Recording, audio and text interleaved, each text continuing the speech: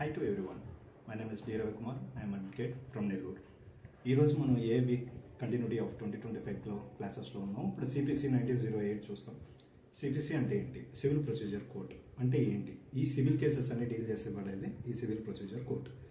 ఇది ఏబిలో చాలా important రోల్ని play చేస్తుంది. ఇందులో ఇంపార్టెంట్ ఎందుకు అంటే దీంట్లో 158 సెక్షన్లు ఉంటాయి, 51 ఆర్డర్స్ ఉంటాయి, 620 రూల్స్ ఉంటాయి, 8 అపెండిసెస్ ఉంటాయి, 223 ఫార్మ్స్ ఉంటాయి.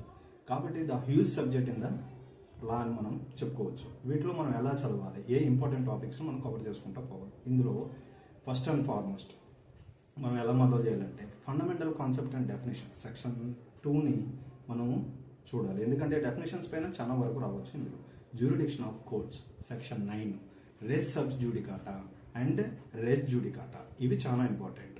సెక్షన్ 10 and 11 డీల్ చేస్తాయి. ప్లేస్ ఆఫ్ సుమ్ సెక్షన్ 15 నుంచి 21A, pleadings order 6, order 7, order 8.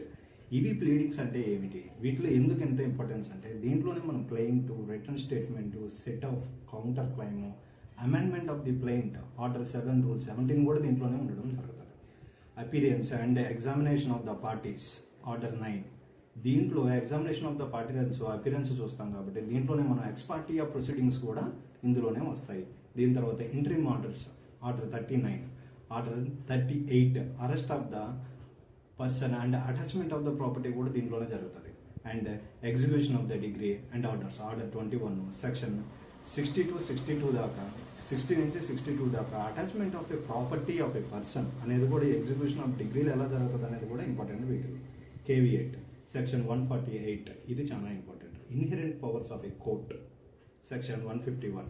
వీటిలన్నీ చూస్తానే మనం ఇంకోటి ఏం చేయాలంటే focus on the Bayer act, ఎలా ఈ సెక్షన్స్ని మనం ఆర్డర్స్ని ఎలా కొలైడ్ చేయాలనేది చాలా ఇంపార్టెంట్. దీనిలో అంతోపాటు సెక్షన్ 2 అనేది డెఫినేషన్ చాలా important.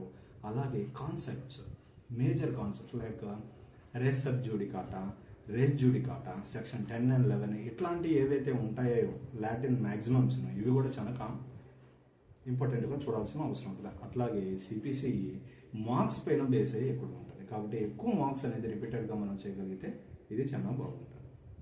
All the best for AB 2025 to everyone. మీకు ఏమైనా డౌట్స్ ఉంటే కామెంట్స్లో పెట్టండి, నేను వాడిని చూసి దానికి తగినట్టు నేను ఇస్తాను. ఫుల్ లెంత్ వీడియో కూడా మీకు అందుబాటులో ఉంటుంది.